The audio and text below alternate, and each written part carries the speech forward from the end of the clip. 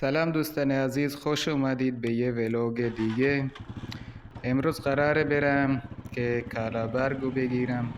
کالابرگ همونه که از طرف دولت برای شهرونداش ارائه میشه و منم تصمیم گرفتم امروز با ولوگ به شما نشون بدم که ما کجا میریم این کالابرگ رو میگیریم. از جایی که ما هستیم تو روستا تا جایی که اونجا کالابرگ میگیریم نوبندیانه، تقریبا 30 کیلومتر میشه. خب منم تصمیم گرفتم این راهو با شما برم به اشتراک بذارم با شما و حتما این ویدیو رو تا آخر ببینید. ویدیو رو لایک کنید و چینل رو که سابسکرایب نکردید حتما سابسکرایب کنید و میدونید که به حمایت شما نیاز دارم. خب اینجا منم داشتم میرفتم و البته این صدا رو بعدا ضبط کردم چون گوپروی من میدیا مود نداره فعلا و نمیتونم صدا رو از داخل اون گوپرو ضبط کنم. خب بریم مسیر رو به شما نشون بدم.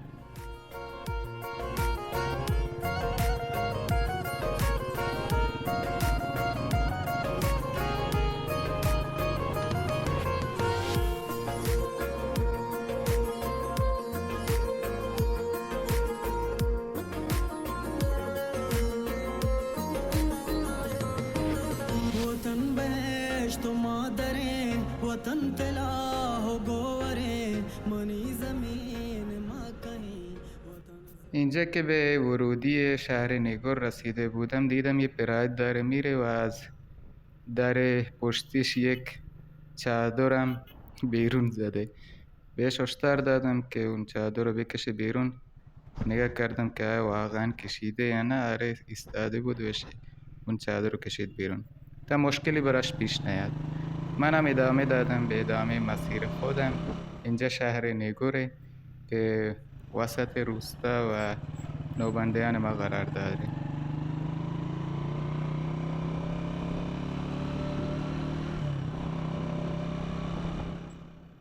اینم یه فلکه با نماد لباس بلوچی تو شهر نیگوره که خیلی هم خوشگله و همینطوری که داشتم رد می شدم و دیدمش بهتون نشون دادم.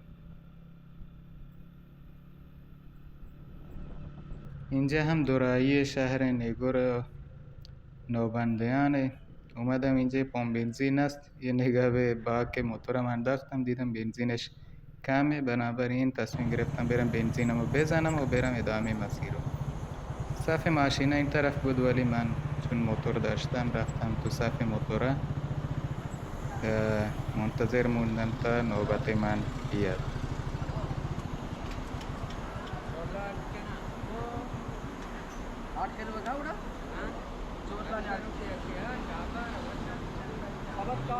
خب همینطور که منتظر بودم دیدم اکرم موچه یکی از بلاگرهای معروف اونجا دیدم و بهش گفتم بیا با هم دیگه یه سلفی بگیریم. اکرم تو بیا من تو سلفی گیری نه.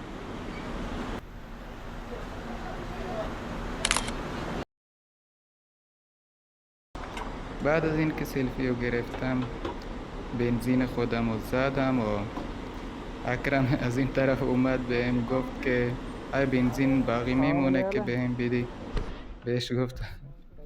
بهش گفتم اگه نمونه بازم برات میذارم. خب یک و نیمی داشت، بهش بنزینم دادم.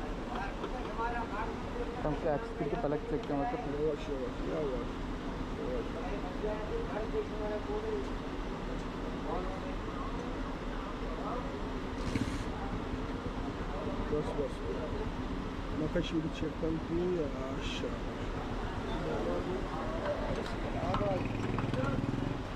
بعد از این که بنزینم رو زدم اومدم اینجا پولش رو حساب کردم.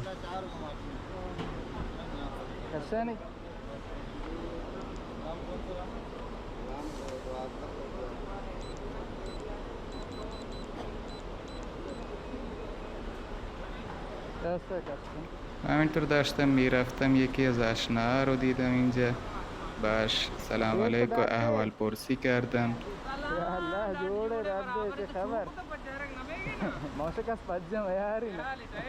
شكرا. یه چند دقیقه باش اول پرسی کردم و نشستیم با هم حرف زدیم و رفتم سراغ موتورم و ادامه مسیر.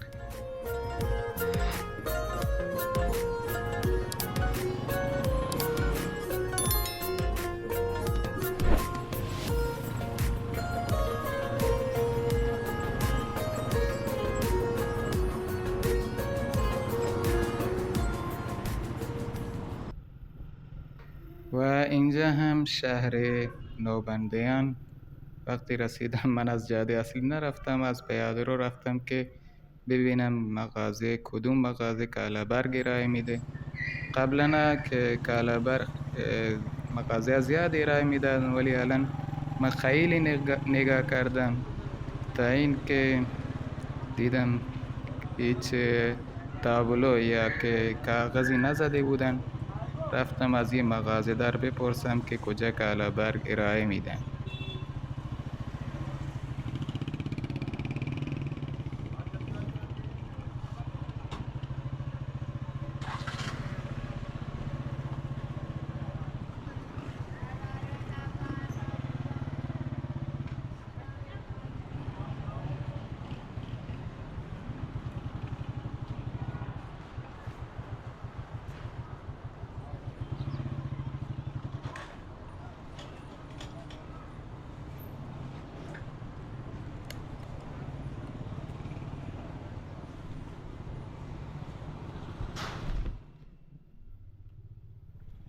السلام علیکم. کالابرگ دے کالابرگ دے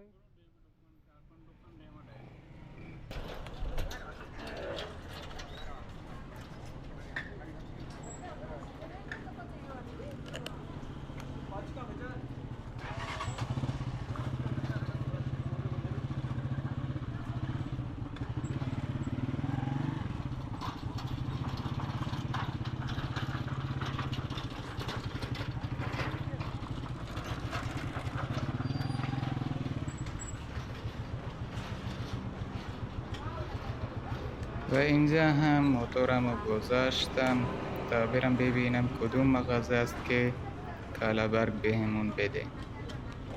موتورم رو قفل کردم تا چون شلوغ بود نخواستم کسی ببره. سلام علیکم. کالابرگ ده کجا دکان بودا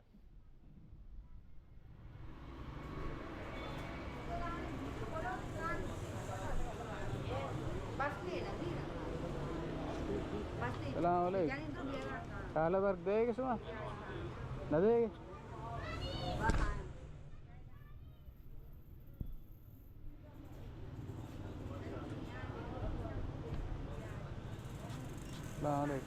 این مغازه‌ای که کالابرگ ارائه میداد خیلی شلوغ هم بود.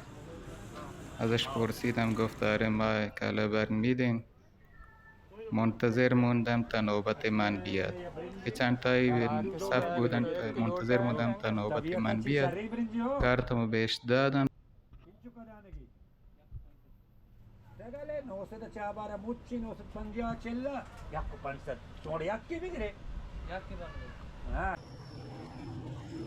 بعد از خریدن وسایل همه اینا رو بار موتور کردم که خوب جا بشن. و این که آخر سرم بهتون میگم که من چه وسایلایی خریدم و چقدر قیمتشون بود.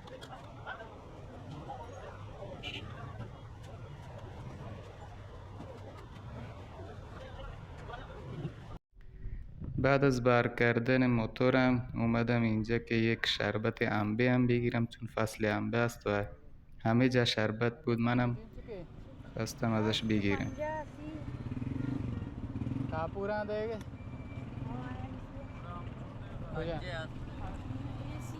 ये गलास कापूर है उसे क्या नहीं कापूर है हाँ बोतल है आपका हाँ वास्ते पीछू का पी तो पंजे अभी घास है मिस्टर के जाने पंज लेवान दारी हाँ सगुड़ माँ की नहीं की रखे आटे का बोतल है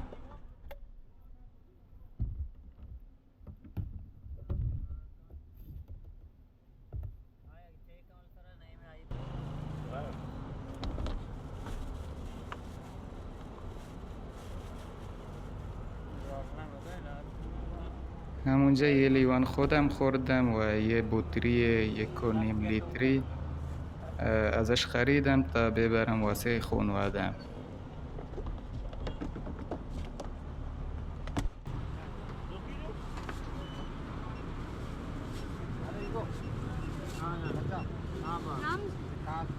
یک 16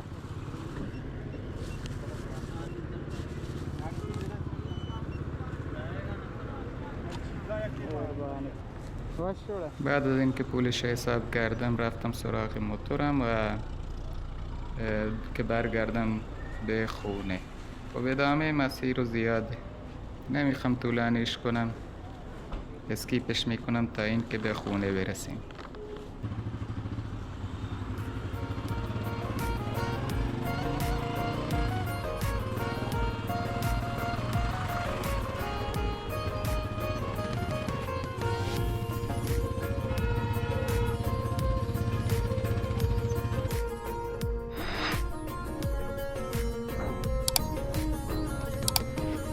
वतन बेश्त मादरे वतन तेला हो गोवरे मनी जमीन माँ कहीं वतन सही रोजे मरे तयाब गंज जरमनी तचा बहारो जीवनी मचिंचो कोई न सकता खुशे के तीर लगता मलूच को सगा बचार के बासगा तू बासकार न जानगे नवानगे न हस्ते रोजगार कार मसंगरी यमो कमिल बलूचिया मसर जमे नबीत माँ पे आक में तरा के चम تو راه که می اومدم یه دوتا شترم داخل جاده بود. برای اینکه نترسند آهسته کردم. دیدم موبایلم در زنگ میخوره، داداشم در زنگ میزنه، بنابراین زدم کنار که ببینم چه کار داره. بعدم ادامه دادم به مسیر.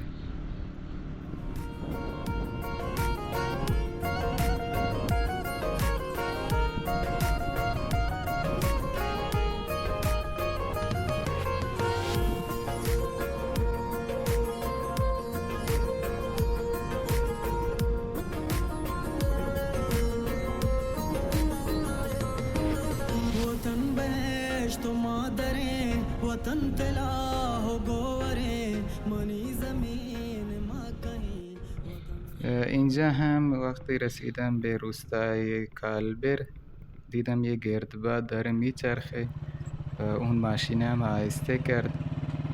گردباد به خاطر اینه که ما تو صحرا زندگی میکنیم، بنابراین گردباد اینجا زیاد.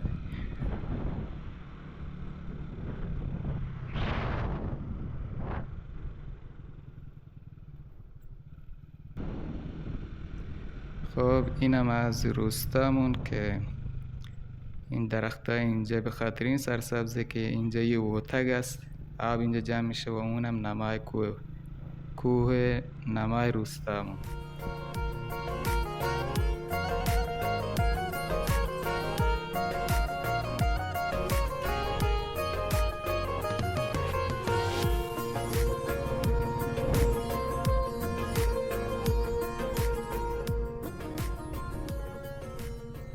و اینم کلبه فقیرانه من که رسیدم اینجا و مثل همیشه اون پسرم محمد امین منتظرم.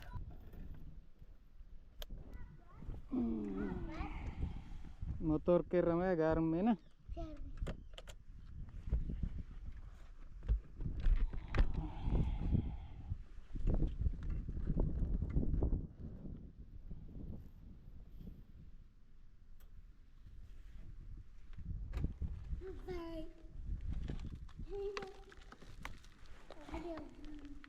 طرف که